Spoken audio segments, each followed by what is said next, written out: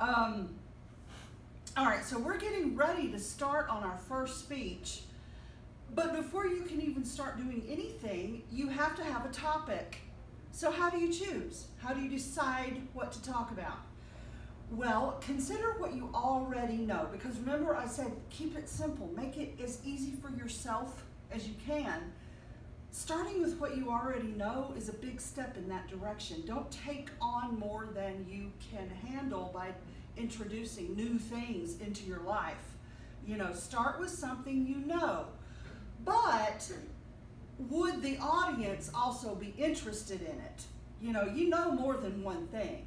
So pick something that you know about that the audience would also be interested in learning about. That's for the informative speech. When you get to the persuasive speech, it digs a little deeper. Consider what you care about that the audience needs to agree with or do. Oh, and while you're doing this, try to also get the screen. You go back and forth. just be the director there. You're in charge of the camera. As long as they can hear me, they don't have to see me. A thing you can do to help you generate ideas, because sometimes we get stuck, you can brainstorm. Just sit down with a piece of paper and a pen and write down everything that comes to mind. Don't censor yourself. Don't stop yourself. Don't think too hard about it. Just get a list going. You can also let one idea lead you to another with word association. Sometimes brainstorming and word association are going to go together. Don't censor yourself until you have your list. And then after you have a good list, evaluate the possibilities. What's relevant, what's useful, what would the audience like or need, what am I comfortable with, what do I know the most about. You can find the easiest sources, have the easiest time finding sources, that sort of thing. You can also research, just go onto Google and put in a keyword and see what happens. Sometimes browsing through printed materials like magazines or newspapers. Most of the stuff we do now is online. We don't really look at a lot of paper things. Back in the day, when I was just a kid, and that's many, many moons ago, we had the Encyclopedia Britannica. And my daddy had a whole set. Y'all ever seen one of them in real life? Like an actual big thing of books. It starts with A and goes through C. Yeah, that was it. That was it for us. We looked through those things so much. You don't have to do that anymore. We have the internet. Yay. All right, so after you have some ideas, you're going to have to come up with the best topic, right? You don't want to just pick any old thing. You want to pick the thing that's going to get you the best grade, that you're going to do the most with and have the most success with. So always, number one, think about your audience, because it's for the audience. At the end of the day, that's who it's for, that's what it's about, is giving something to the audience that they can use. It's not just about getting the grade. If you want a good grade, you'll do it for the audience, honestly. It's about them. So, will your topic interest them? This is very important, because there's a lot of stuff that people love that other people don't love. You know what I'm talking about? I got a friend she loves Dungeons and Dragons. Y'all know that board game, Dungeons and Dragons? You've heard of it? Okay, I played it one time ever in my life, and I was very bad at it, and I have no idea what I was doing. I could care less when she starts talking about Dungeons and Dragons. I don't know about that. I don't care about that. So for me to sit here and listen to a speech about it, you would have to really make it interesting and really connect it to the people in the room, because not all of us are going to have any kind of understanding of what that is, or any kind of interest in it. You have to get us interested in it. And I don't want you to have to work that hard, So just pick something that you can already pretty much count on people would be interested in. Outside of class, in other situations, you may have to teach people about things they don't know, and that's okay. But in class, keep it simple. Pick something you like that the audience would also like. For the persuasive speech, think about it as something that they need in their life or they need to agree on or do something about. The persuasive speech involves action. The informative speech is all about understanding and just enriching your audience's knowledge and helping them to know something or something more about a topic.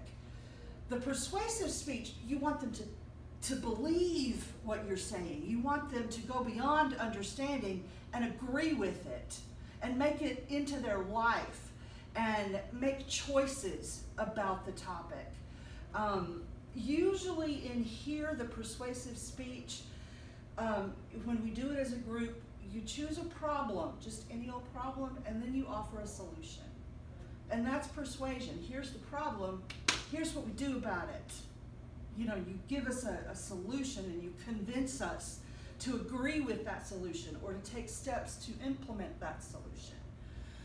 And then the commemorative speech is a form of special occasion speaking, and you're going to want to inspire, entertain, or emotionally move your audience with that one. And that's kind of a different animal from the first two.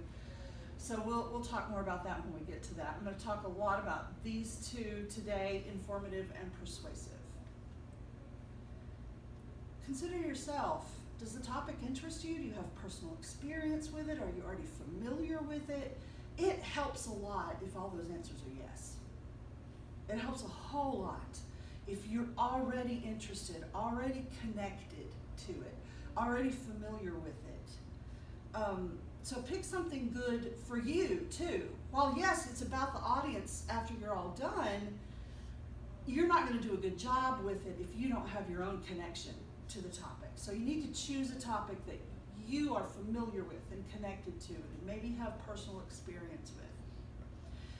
Think about the speech context. What is the occasion of your speech?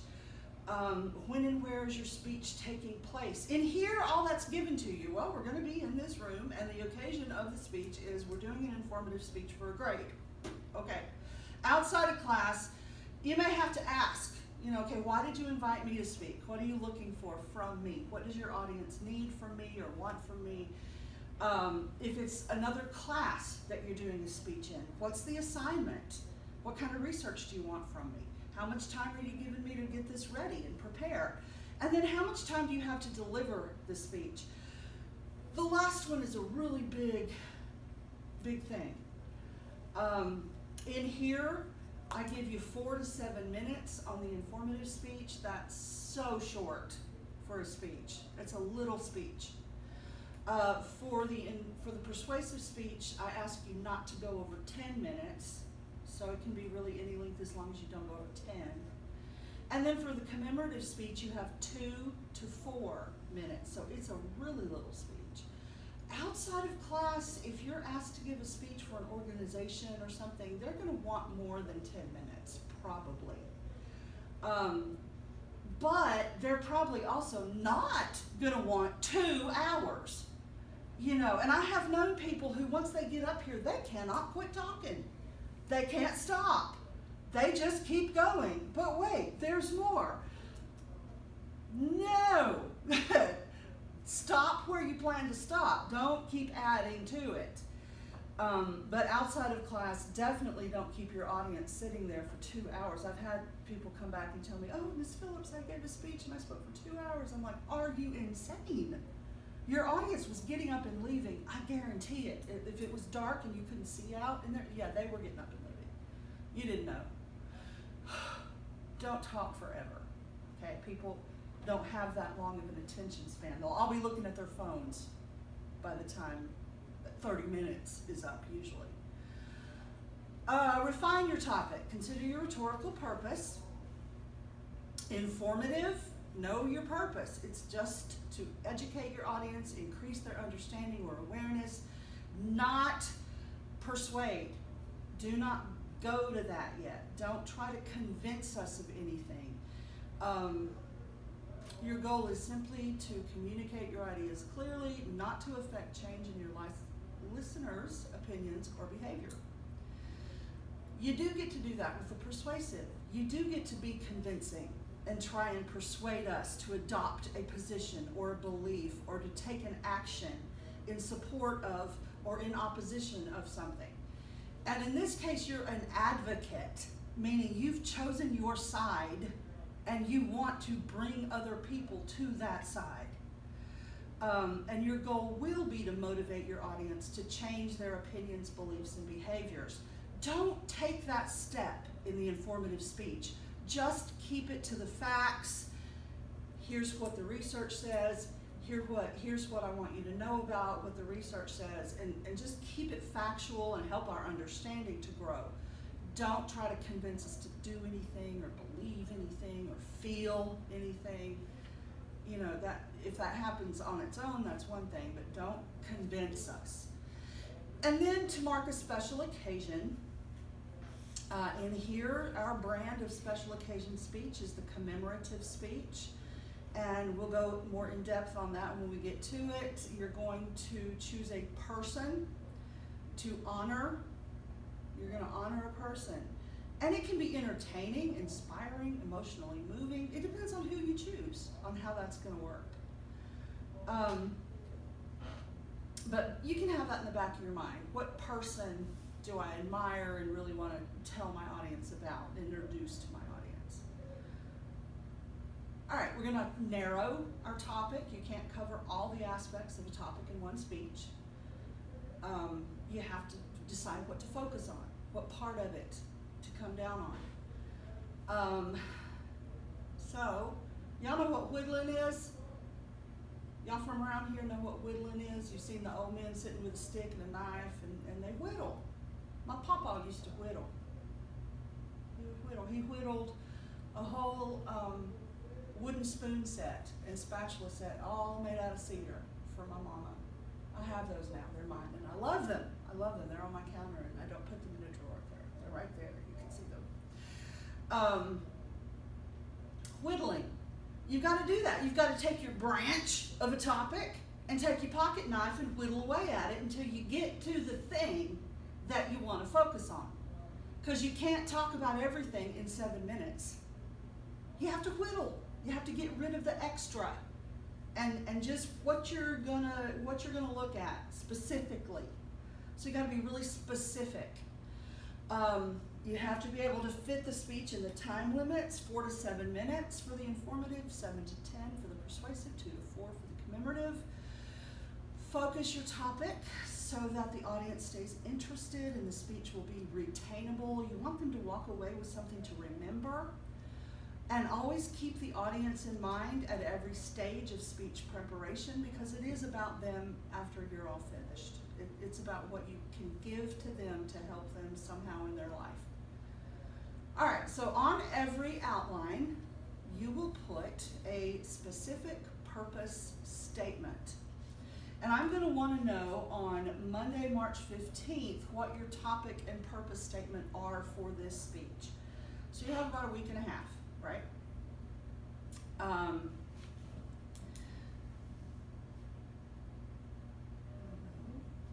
Okay.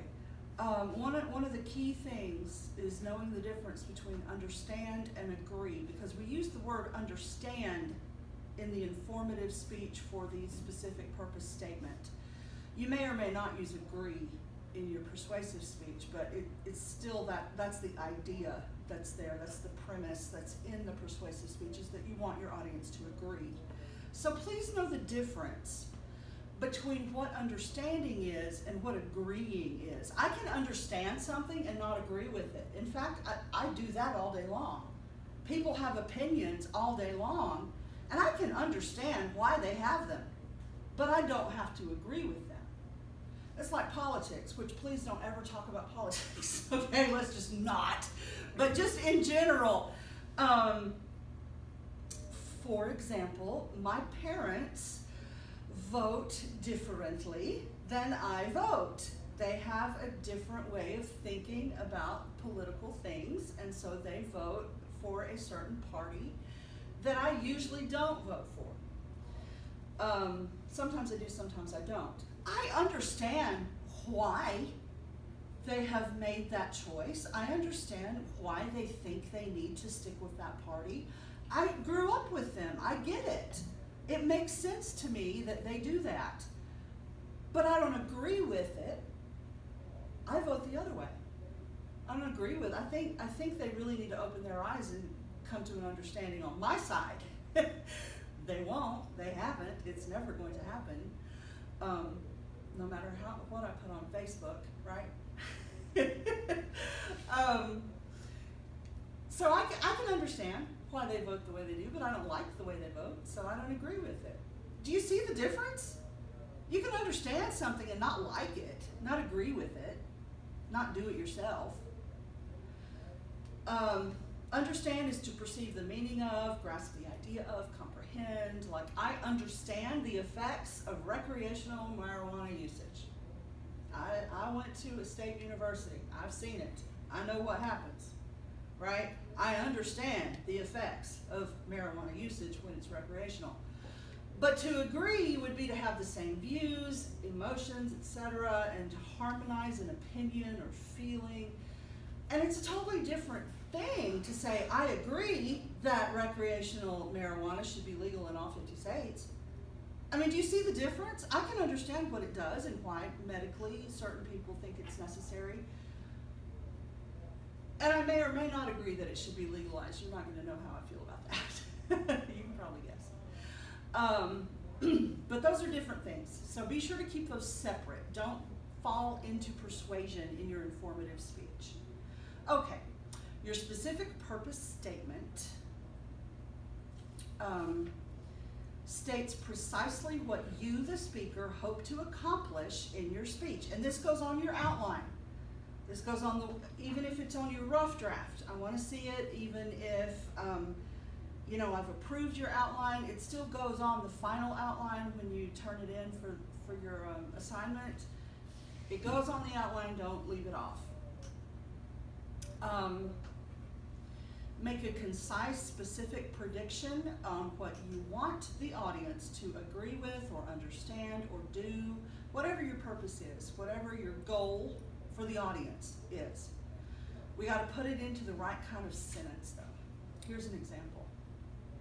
I want my audience to understand the signs, effects, and treatments for juvenile, also known as type 1 diabetes. It's very specific. I want my audience to understand these specific things about this specific topic. So that's all you have to do. Lay out what you want for us. It's like a thesis statement. Similar, not the same thing, because this is speech, not English. I have a lovely PowerPoint up there about this. Welcome to This Is Not English, all right? We break a lot of English rules in here. You can't go to English class and be breaking those rules up, all right? Don't do it. Especially don't do it and say, oh, but Miss Phillips said, no, Miss Phillips teaches speech, all right? You play by the English rules when you're over there. You can break them when you're here. All right. So, guidelines. Write the specific purpose statement as a full sentence. See what, it's just a sentence. It's not a whole essay on what you want. Save all the details for the speech. I don't need to know everything in the purpose statement. I just need to know what your goal is. So one sentence, actual sentence.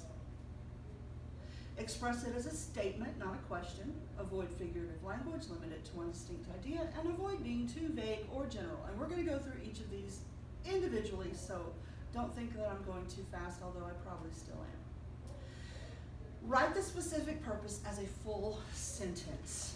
Your topic may be calendars, but that's not a sentence, it's a word. What do you want the audience to understand about calendars? What is your goal for us using the topic calendars?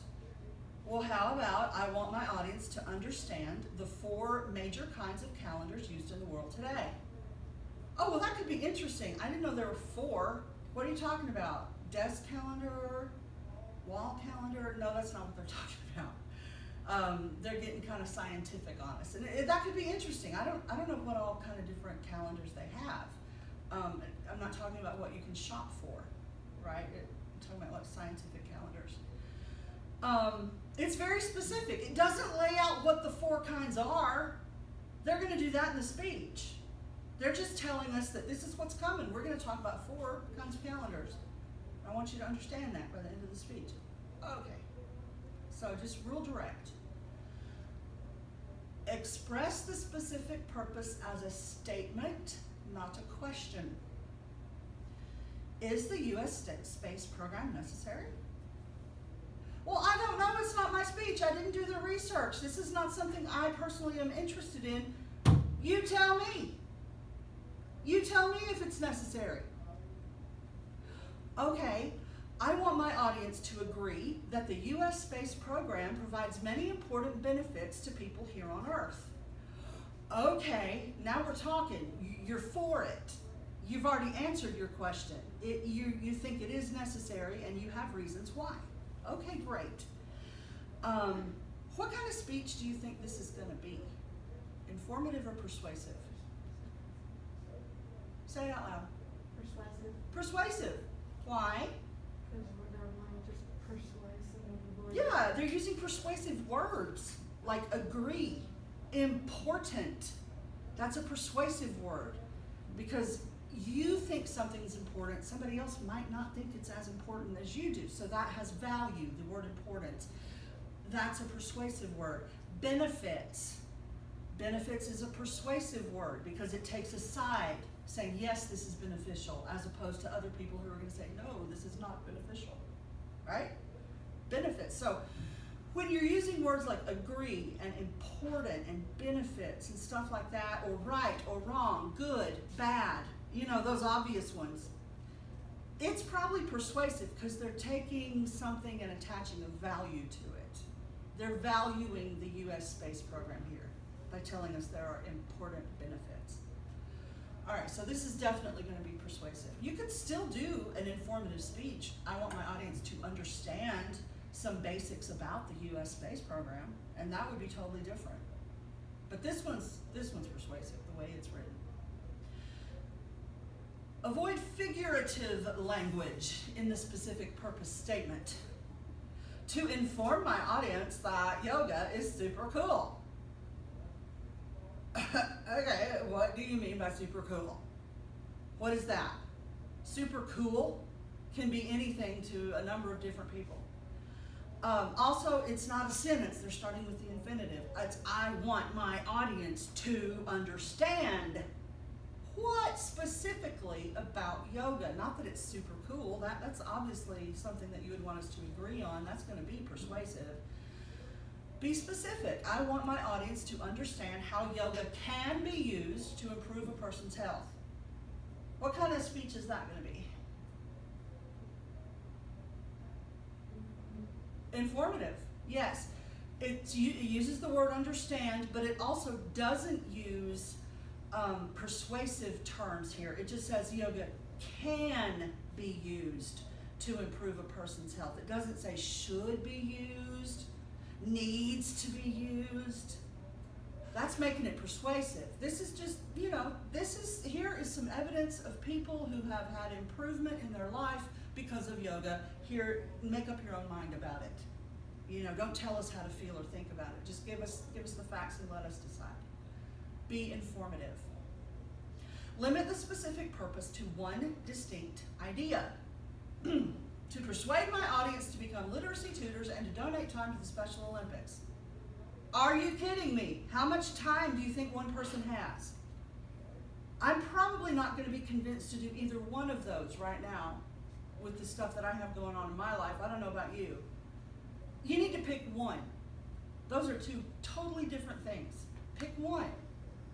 I want my audience to become literacy tutors, or I want my audience to donate time to the Special Olympics. Pick one of those. Don't try to cram two speeches or two topics into one speech. What kind of speeches are these going to be, though?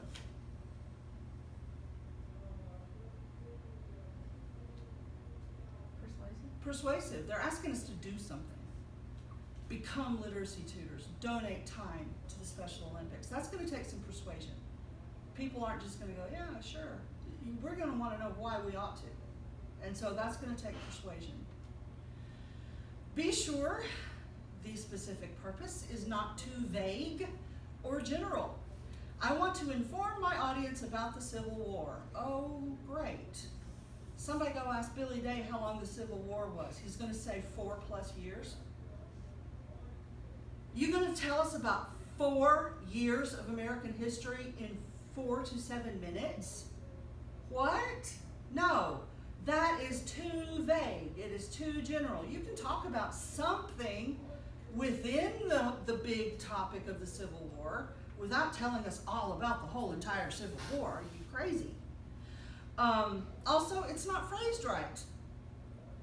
You want to inform, but what do you want for the audience? Remember, that's who it's for, so I want it for the audience.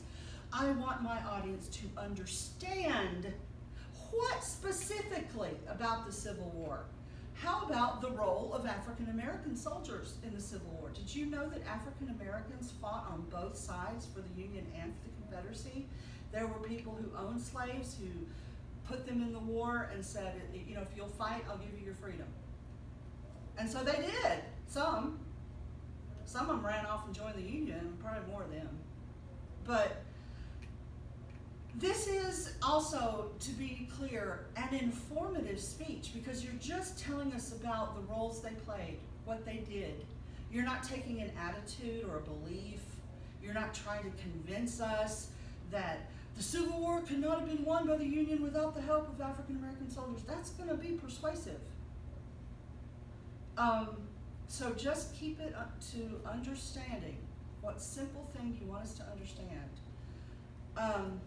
Some questions to ask. Does it meet the assignment? Because after all of this, while I want you to take it out and use it in the real world when you give speeches in the future, you're still here to get a grade, right? That's why you're in this room, because you've taken a class and getting a grade. So it needs to meet the assignment, right? Or you're not going to get the grade. And that's what you're really doing this for. So be sure that you have either an informative persuasive